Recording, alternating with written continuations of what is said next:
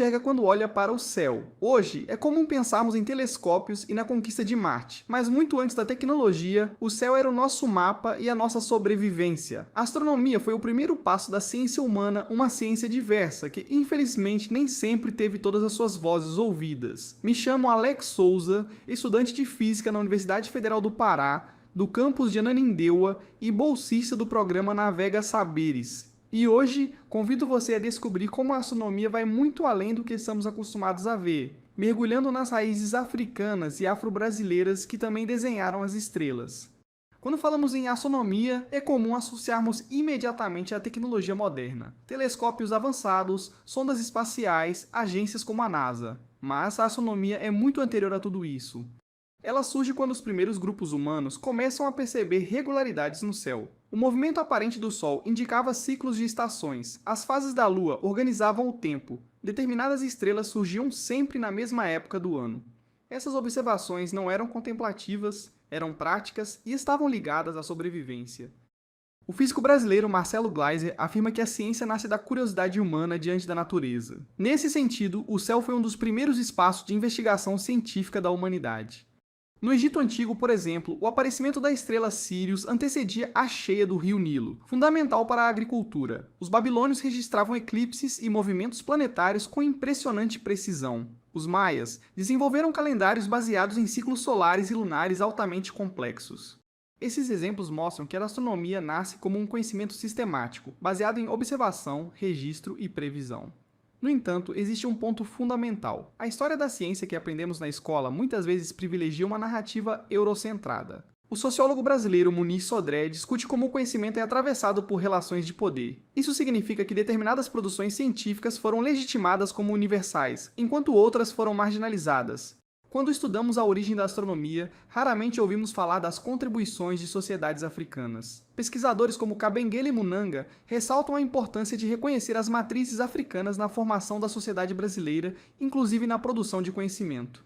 Diversos povos africanos desenvolveram saberes astronômicos ligados à agricultura, à organização do tempo e à espiritualidade. Esses conhecimentos não desapareceram com a diáspora africana. Eles foram ressignificados no Brasil, especialmente em comunidades quilombolas.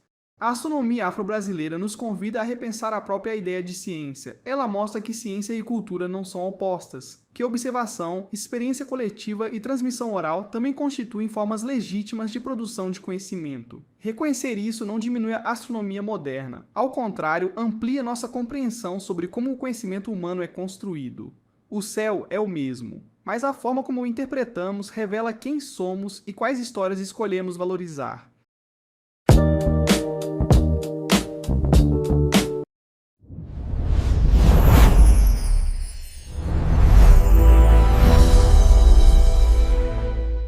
O céu é o mesmo, mas como vimos antes, cada cultura encontra nele suas próprias formas de entender o mundo. Se no vídeo anterior falamos sobre as raízes afro-brasileiras da astronomia, hoje vamos olhar para os saberes dos povos indígenas. Me chamo Alex Souza, sou estudante do curso de Física da Universidade Federal do Pará, do campus de Ananindeua e bolsista do programa Navega Saberes.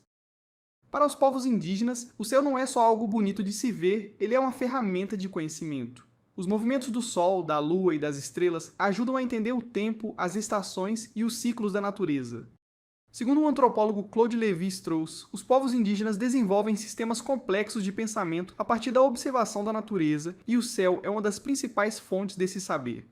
Mas o mais interessante é que essa observação não acontece da mesma forma que na ciência ocidental. Muitos povos indígenas não olham só para as estrelas, mas também para os espaços escuros do céu. Essas regiões formam figuras importantes, que ajudam a marcar o tempo e orientar a vida na Terra. Como destaca o pesquisador Germano Afonso, a astronomia indígena brasileira revela um conhecimento sofisticado sobre os ciclos naturais e o céu. Uma das lendas indígenas ligadas ao céu fala sobre o guará, uma ave muito conhecida na região amazônica. Segundo essa narrativa, o guará nem sempre teve sua cor vermelha. Ele era branco, como as outras aves. Mas um dia, ao presenciar um grande incêndio, ele decidiu ajudar levando água em seu bico para apagar o fogo. No esforço de salvar a floresta, seu corpo foi sendo tingido de vermelho e, por sua coragem, foi levado ao céu, onde passou a fazer parte das estrelas. Essa história conecta o céu com valores como coragem, cuidado com a natureza e coletividade. Essas narrativas mostram que a astronomia indígena não separa ciência e cultura. Ela ensina, orienta e transmite conhecimento de forma integrada. Como aponta o pesquisador Boaventura de Souza Santos, existem diferentes formas de produzir conhecimento e todas elas têm valor. No fim, olhar para o céu também é aprender a valorizar outras formas de ver, pensar e existir no mundo.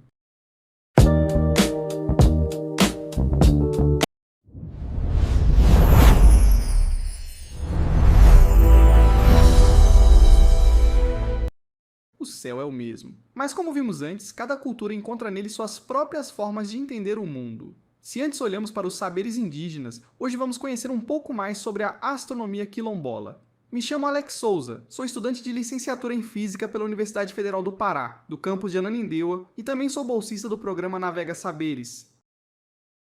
Para as comunidades quilombolas, o céu não é apenas um espetáculo visual, ele é uma referência viva. A observação do Sol, da Lua e das estrelas ajuda a orientar o plantio, a colheita, o tempo das águas e os ciclos da vida. Esse conhecimento é passado de geração em geração, construído a partir da vivência, da resistência e da relação profunda com a Terra. Segundo o pesquisador Alan Alves Brito, a astronomia também é um campo atravessado pela cultura, pela história e pelas diferentes formas de conhecimento. Ele destaca que populações negras e quilombolas também produzem saberes astronômicos, mesmo que muitas vezes esses conhecimentos tenham sido invisibilizados ao longo da história. Assim como em outras tradições, a observação do céu nas comunidades quilombolas não está separada da vida cotidiana. Ela está ligada à espiritualidade, à ancestralidade e à organização do tempo. O céu se torna um espaço de memória, onde passado, presente e futuro se encontram. Mais do que observar os astros, esses saberes representam resistência. Resistência de povos que, mesmo diante de séculos de opressão, mantiveram vivas suas formas próprias de interpretar o mundo. A astronomia quilombola é, portanto, também um ato de afirmação cultural. Essas narrativas mostram que a ciência não é única, ela é plural. Existem muitas formas de conhecer, interpretar e se relacionar com o universo, e todas elas têm valor.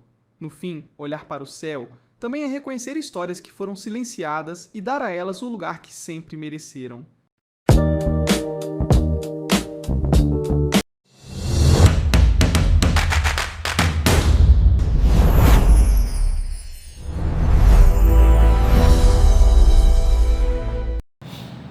Fala pessoal, me chamo Alex Souza, sou discente do curso de licenciatura em Física pela Universidade Federal do Pará, do campus de Ananindeua, e também sou bolsista do programa Navega Saberes. E sim, meu povo, eu sou a pessoa que está por trás desse avatar que acompanhou vocês ao longo de toda a trajetória dessa série. E hoje eu precisei aparecer porque esse é o nosso quarto e último episódio dessa primeira parte da série.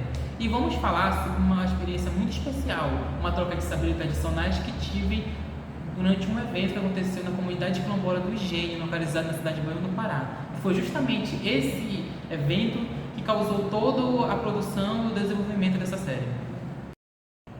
Esse evento teve como objetivo aproximar o ensino da física dos saberes quilombolas, valorizando a cultura local e respeitando os conceitos físicos.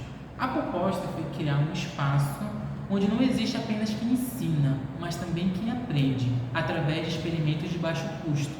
Para a realização desse evento, eu contei com a orientação de dois professores muito importantes, a professora e doutora Alessandra Braga e o professor doutor Carlos Alberto Brito, ambos da Universidade Federal do Pará, do campus de Ananindeua. Também contei com a participação de três colegas muito importantes de curso, a Débora Bezerra, o Marcelino de Souza e a Tamires Rodrigues. Ambos me ajudaram muito na produção desse evento. Durante o evento, realizamos vários experimentos de baixo custo, que nos ajudaram a explicar a física de uma maneira simples e acessível. Tivemos, por exemplo, o experimento do balão com eletricidade estática, mostrando como pequenas partículas podem ser atraídas. O copo telefone, que demonstrou como o som se propaga através de vibrações. O labirinto elétrico, que trouxe uma interação divertida, lembrando até daqueles jogos de habilidade. E também o lançamento de foguete de baixo custo, que despertou muita curiosidade e participação, principalmente entre os mais jovens. Além disso, trabalhamos com um circuito ondulatório, explicando como as ondas se propagam, algo que se conecta diretamente com o fenômeno da natureza que a comunidade já observa no dia a dia. E um dos momentos mais marcantes mesmo foi a observação solar, onde muitos participantes tiveram a oportunidade de ver o Sol através de telescópios pela primeira vez. Além disso, conseguiram associar com muita experiência de vivências da região. O mais importante não foram apenas os experimentos, foi a troca de saberes. Enquanto apresentamos conceitos científicos, ouvimos de histórias, vivências e conhecimento local. Muitos participantes relacionaram experimentos à vivência da infância e também ao cotidiano da comunidade. Isso mostra que a ciência não está tão distante, ela já faz parte da vida dessas pessoas. Essa experiência mostrou que é possível construir um ensino de física mais inclusivo, humano e conectado com a realidade. É mais do que ensinar, é sobre aprender junto. A ciência cresce quando dialoga, e essa série nasceu exatamente disso, da valorização dos saberes, da escuta e da troca. Desde já, quero agradecer a todos por acompanhar até aqui. E até logo, pessoal!